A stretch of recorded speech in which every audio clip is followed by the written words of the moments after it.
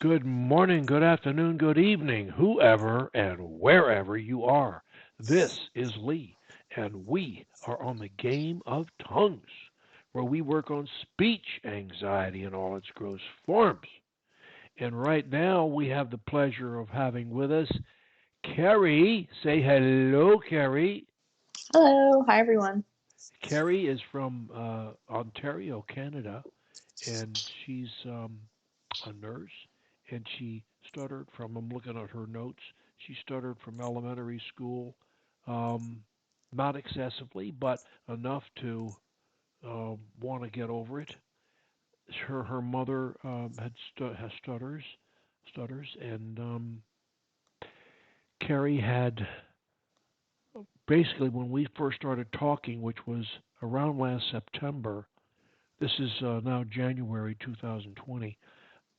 She was working on had a problem with first feared words, and she got working on that. She's a worker, and she did I think pretty much everything that we were asking her to do in the book, and she basically stopped stuttering there, and she recorded her auto suggestions, did them AM and PM, and she was using crutches one, dropping the first letter, crutch two, synonym similar words, crutch eight, modulation, crutch 11, speaking like a queen, crutch four, inserting a word or words, all helped her. And she was also fighting negative thoughts on a one by one basis, which is critical, important. And she had not stuttered in quite a while, and she posted a success story very recently, or agreed to and wrote it, and it's being posted up there soon. And so this is an opportunity for me to ask Carrie if she would to sort of tell us her stuttering story from the top, all in all its gruesomeness, if it was gruesome or whatever it is. People really like to hear these explanations. So hmm anything you can share would be much appreciated. So Yeah, sure. Let's start from, I guess, the beginning. So I remember like stuttering as long as I can remember. I didn't really think much of it. I think because my mom stuttered, so I was used to seeing it. I remember I stuttered all through school. It would be the worst kind of when September came because in the summer I wouldn't be talking as much. Like I wouldn't see my friends as much and I wouldn't be talking in class as much. So just that limited amount of talking, I just kind of, I think that contributed to just stuttering more. So in the beginning of the yeah, year, I would always start to stutter, maybe from September to December. And then as the year went on, it would just kind of go away. So I never really cared about it because I knew that it would go away. And then I think in my university, so between like 21 to 23, I stopped stuttering completely. And I never even really thought about it. I even worked at a call center. Like that's one of like my most feared situations when I do stutter. So that just kind of shows to me that like that time I was like super fluent and I can be super fluent again. And then I don't know, something happened. And then I think from 24 to 27, when I found the book and you, that's when I was stuttering the worst and it was not going away like how it used to. And I was pretty nervous about it staying around because I was starting nursing and then I would have to be calling like sure. patients and physicians. So I knew that I wanted to get this kind of, and it was the worst it's ever been. Like at that point, I was scared to order at drive-throughs. I was scared to talk on the phone. I would go drive to the place that I had my appointment at to make the appointment, which was so Oh burdensome. God, And then, yeah, that's brutal. yeah. Or if I was with my friends and they wanted to go to the drive-through, I would pretend I had to go to the washroom. And so I would make them order I did the same inside. stuff. I did the same thing. Yeah. And it was just like, oh my God, I can't do this anymore. And then they never thought it was weird because it's like normal things that people would do. Like people have to go to the washroom Exactly. to pee, but inside it was like killing me because I wanted to order at the drive-through. I was lazy. And you were Or like thinking about your speech all the time. You had to be. Oh yeah, I was thinking about it all the time. And the more that I thought about it in a negative way, the more it would like come out. So even things that I wasn't scared to do before, like call and stuff like that, or like a lot of the times I would order things that I didn't even want on the menu because I knew that I wouldn't be stuttering on it. So I would refrain from ordering foods that I actually wanted. And then I was like, this is too much. Like I don't want to live like this anymore. And then I think I was on Reddit and I was just Reddit has every single forum you can even think of. So I Yeah. was just like Googling like oh yeah, oh I went to like I had like a stuttering consult at a speech therapy place which was awful because they should have like an email or like a live chat because their only option was to call. And I was like, oh crap, like I'm gonna stutter. So right, like it was such a bad experience. They're like, what's your reason for calling? And I was like, for stuttering. And I was Does like, oh that my give god, you this is so ironic. any clue? Yeah, yeah. I was like, oh my Listen, god, it I've was an had people awful experience. I've had people call me who there was nothing there at all, and I'd say hello, nothing, hello, hello, and I'd hang up, and they call back, hello, same thing at PWS. Yeah, yeah. It was so, I'm just like, oh my god, like I at least they should know or something like that. And then I went to the consultation. And it was like really, really expensive at the time. It was like they quoted me like $5,700 for like 3 months of therapy or something like that. And at that time, I just graduated. I couldn't afford that, and I also couldn't afford to do that for 3 months because I was starting work soon. So yeah, then I was on Reddit. I found this forum. It mentioned a whole bunch of things. I looked at the Google reviews for, or like, sorry, the Amazon reviews for every book, and I saw yours had the highest. I read all the reviews, and I was just like, okay, whatever, I'll buy it. Like, what can I lose? And no Um, regrets. yeah, no regrets at all. So I finished the book maybe in 2 days. I was like hooked on it because everything that you were writing, I was like, this guy gets it. Like all of the little things that we do as people that stutter, I was like, wow, like he really gets it. Because I thought it was just me because I'm the only person I know that stutters. Yeah, I think I'm the only person I know that stutters. You know, So I read it and I was like, you say that, but that's not true. Think of yourself. Think of how many people in your life never heard you stutter. They didn't know you were going yeah, to the washroom to avoid stuttering. They didn't know that. yeah, There were a lot of those people, and what my point to you is, you know stutterers, but many of them are very artful. You can't catch them. They're hiding. They just don't talk.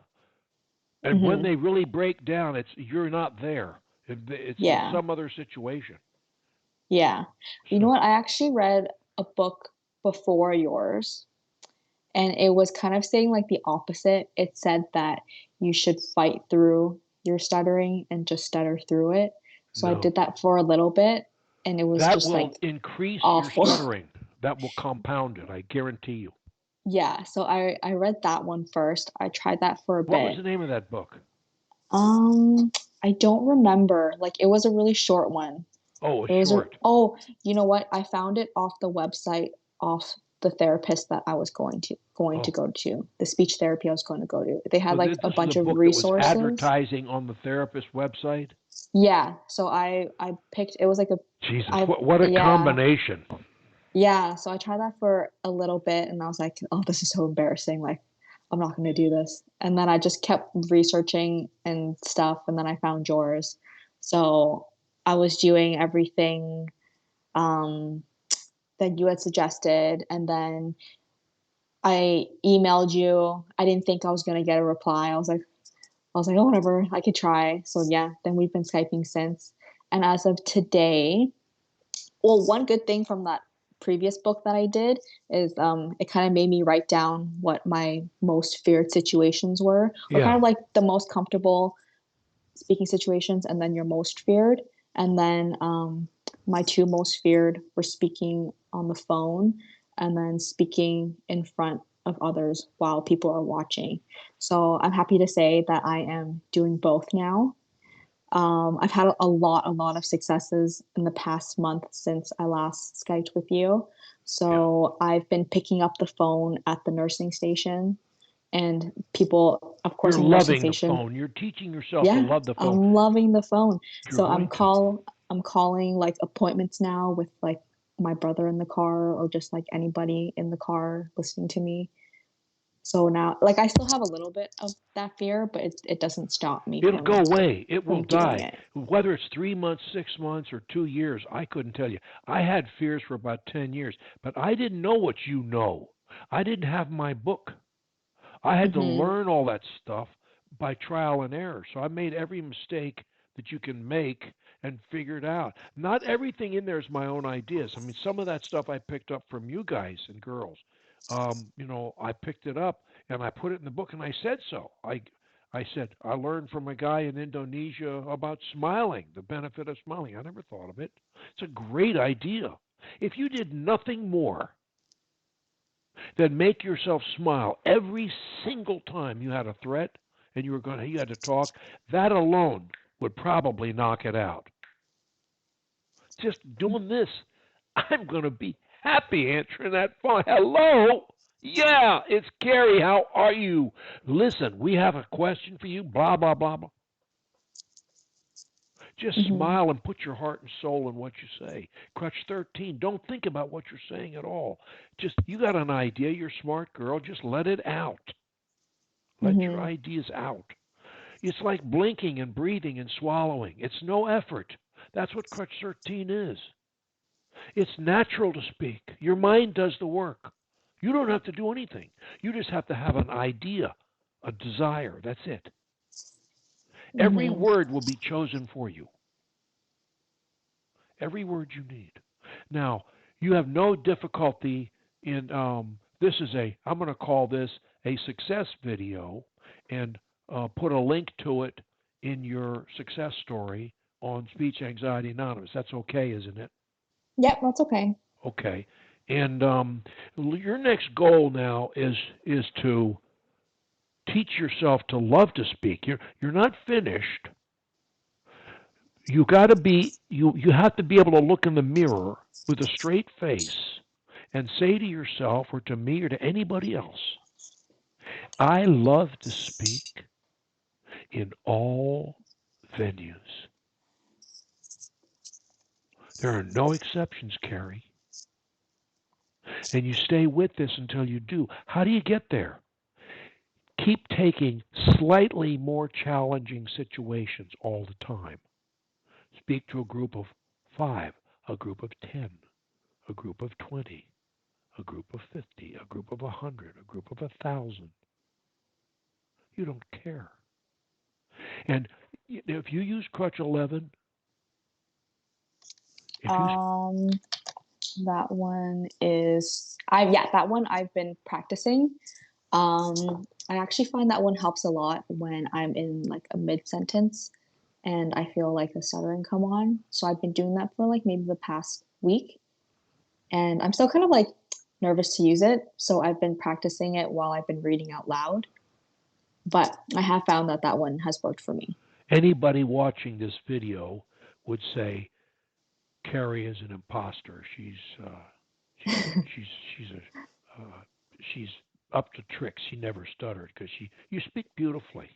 You know, Thank you. you sound like you own your speech and everything around it, and that's wonderful. You should be the rest of your life an exceptionally good speaker. And the way you're going to get there, Crutch 11, is speak like a queen. And what does that say? Basically, it says it's a combination of crutches, and it says speak softly. When you speak softly, when you just go from loud voice, regular voice, soft voice, whisper. When you're in soft voice or whisper, the pressure meter goes like this. Your blood pressure goes like this. That's a fact. When you speak softly, down it comes. When you speak slowly, you will make less mistakes. You don't have to be too slow, but slower than you would normally be. So you think softly, slowly, and then extreme pronunciation. I'm Mhm. going to use the phone. I have so much I want to say. You're going to enunciate all of your syllables. You're not going to drop your endings. And people will soon tell you, I promise you this, you speak so well, Kerry. That's what they're going to start telling you if you do this. And then the fourth thing you do, softly, slowly, pronunciation, be emotional in a positive way. Be expressive. And the fifth thing you do is smile. Even at the phone. Hello, this is Nurse Kerry. How are you? What may I do to help you? Well, that's blah, blah, blah, blah, blah. And the last thing, very important, you insert full stops every few words in your sentences. You can talk for hours to a whole auditorium and never speak more than a few words without a full stop. And no one will ever say, why does she speak so slowly? They'll never say it. What they'll say Mhm. is, she is so good a speaker. That's what they'll say. Believe me. And when you speak in a whisper, they will eat from your hands. If they ever ask you, why are you whispering? Well, I have a bit of a sore throat. Or I'm working on my speech. Or it sounds just right for what I'm trying to say. They'll never ask you again, Carrie. Never. Mhm. Softly, slowly, extreme pronunciation, passion, smile, full stops. You're done. And you say to yourself constantly, keep doing your auto suggestions. Don't stop them, please. Mhm. If Mhm. you leave me with anything that 30, 40 years from today you can say, I once knew a crazy man from Bermuda, but I learned one thing that was really valuable. He made me train my mind twice a day. Wow. I do it every day, Carrie, before I go to sleep. In the morning, when I go to the gym and I get on the aerobic equipment, I do it to myself then. You know what happens if we don't? We go down the wrong path. We let the environment fill our heads with stuff, with static. And instead of concentrating on what we do best, our work, and being loving people, we get distracted. We get angry. We get bored. We get depressed. We can't sleep. A lot of nonsense. It's all here. You're learning, right? The beginning of my book, the most important thing in my book is the dedication. The most important thing. And I ask you and everybody to read it every single day. Most of us go through life knowing only half of ourselves. So we use only half of our abilities. We suffer because we are strangers to ourselves. We have free choice to accept or reject thoughts. Nothing compels us to think anything except our own desires. So use your mental switch to dictate your thoughts. Believe that you can improve and you will. Don't you think that's a wonderful thing to think? Yes. I think whatever you put your mind to is whatever your reality is going to be. Exactly. That's the bottom line. And you are in control of that. And when you realize that, Suddenly you realize one day no one can give me happiness and no one can take it from me. No man, no woman, no child, no one. It's all within me. It's based on what I do, which is based on what I say, which is based on what I think. It's based on being a worker. It's based on being loving. It's really not hard. But we got to, this is our garden. And it's very important garden. And no one can maintain Hmm. that garden for us except us. And that's the most important thing of all from my whole book. The whole man, the whole woman. That's the name of the game.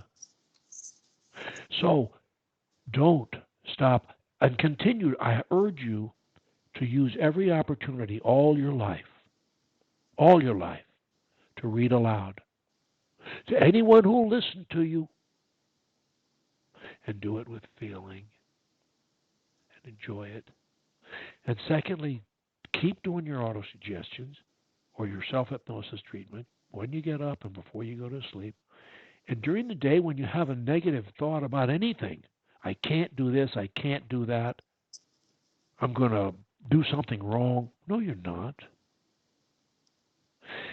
Evil thoughts are not bad in and of themselves. It's only when we let them morph into words and deeds. Otherwise, they're just something that blows through our garden. We just wipe it out. We push it away. We keep our minds. Evil cannot enter a mind already full. And your job and my job is to keep full of the good stuff. And that's why we train our minds. But for you, the next step is loving to speak. And we're going to form a speech club soon, and I really hope you'll join it when we do, because it'll give you a chance to speak as much or as little as you want on a regular basis, online, without leaving your room.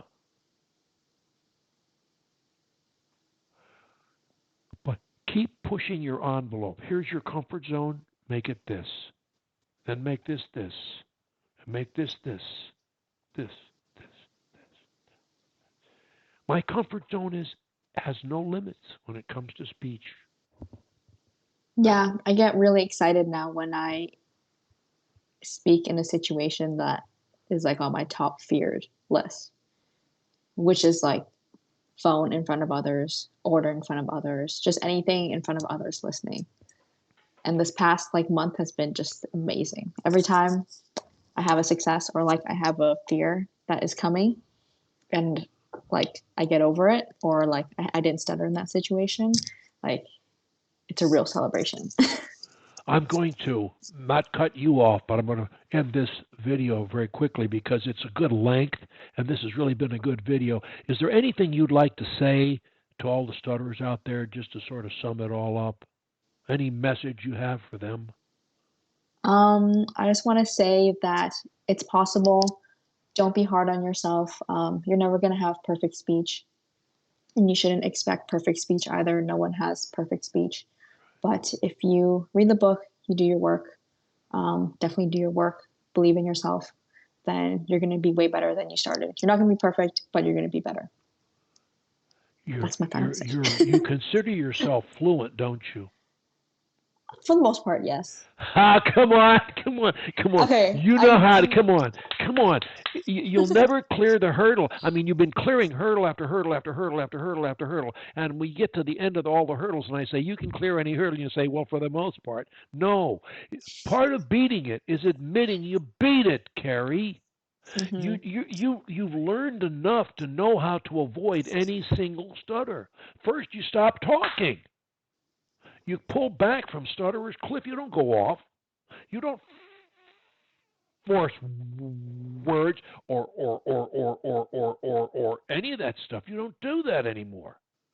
No, you No. don't. And you don't go to the bathroom to avoid speaking. You don't have to because you know Mm-hmm. so many ways to say every word. But you've got to admit it. That's part of the game. It is the game of tongues. You're outfoxing yourself. You're breaking up an old habit that says when you open your mouth, you got a problem. No, you don't. You've got an opportunity and you're knocking them dead. And I want you to say that to yourself at all times. You earned it. Somebody wrote me, I don't know if it was you or somebody else. I think it was someone else. It was a woman. But she said, I earned that certificate to the Hall of Fame. She wrote me. And I said, yes, you did. I remember now. She's a Florida girl. That's cute. she, yeah, she gives a lot of talks, and she's doing great now. Oh. Look, admitting your victory, and that's one reason why posting a success story is important. Not if you don't qualify. If you've been having bad incidents, you can't do it. We don't want you to do it. We don't want your name up there. We don't want we That's wrong. But when you've done what you've done and you've been free for so long, you got to claim it and say, "Hey, not for the most part. This is who I am. This is the new and the real Kerry." Hmm. Okay, okay. All right. Well, you had the now. Your last word is. Are you fluent? Yes, Thank you. I am. All right. Don't go away. I'm going to say goodbye on this one and just say, everybody, I hope you'll do what Kerry did. She's a hard worker, and she's not only cute, she's a hard worker. And it's been great fun working with her. So I want to thank her for her time today and letting us do this video and put it on Speech Anxiety Anonymous. So I'll say goodbye to all those.